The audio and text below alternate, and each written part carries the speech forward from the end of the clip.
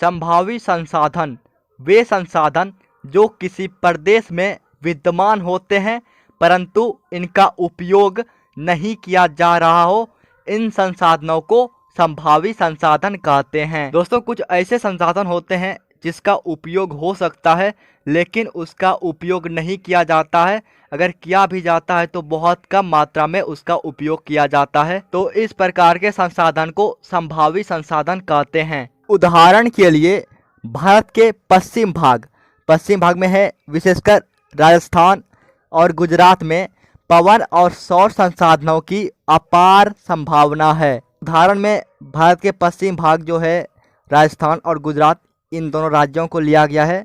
इन दोनों राज्यों में पवन और सौर संसाधनों की अपार संभावना है।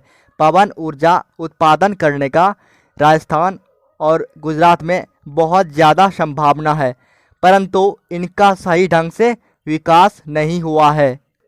तो पवन ऊर्जा और सौर ऊर्जा राजस्थान और गुजरात में विद्यमान है परंतु इसका उपयोग नहीं किया जा रहा है, तो इन संसाधनों को हम संभावी संसाधन कहेंगे।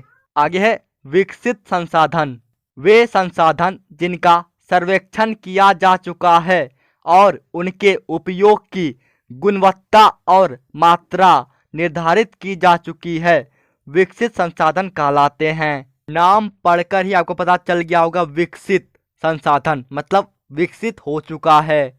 सर्वेक्षण मतलब, एक उदाहरण से समझाता हूँ।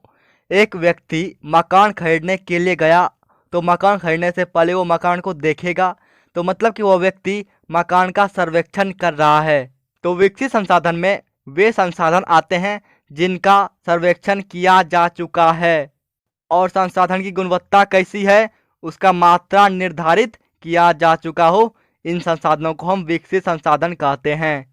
अब आते हैं भंडार पर।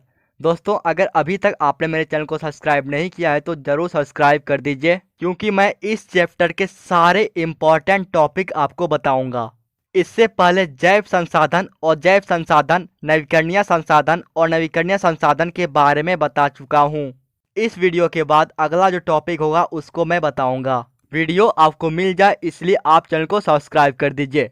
भंडार पर्यावरण में उपलब्ध वे पदार्थ जो मानव की आवश्यकताओं की पूर्ति कर सकते हैं परंतु उपयुक्त प्रौद्योगिकी के अभाव में उसकी पहुंच से बाहर है, भंडार में शामिल है। दोस्तों, ऐसे बहुत सारे संसाधन हैं जो हमारी आवश्यकताओं की पूर्ति कर सकते हैं लेकिन हमारे पास तकनीक नहीं है।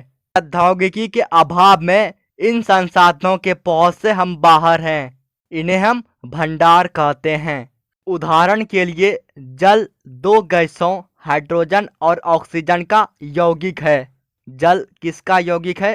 तो हाइड्रोजन और ऑक्सीजन का। आगे है हाइड्रोजन ऊर्जा का मुख्य स्रोत बन सकता है परंतु इसका प्रयोग करने के लिए हमारे पास तकनीकी ज्ञान नहीं है। हम जानते हैं कि जल हाइड्रोजन और ऑक्सीजन से मिलकर बनता है लेकिन हम इन दोनों गैसों को अलग नहीं कर सकते हैं। हाइड्रोजन मनुष्य की आवश्यकताओं की पूर्ति कर सकते हैं क्योंकि यह ऊर्जा का बहुत बड़ा स्रोत है लेकिन प्रौद्योगिकी का अभाव है।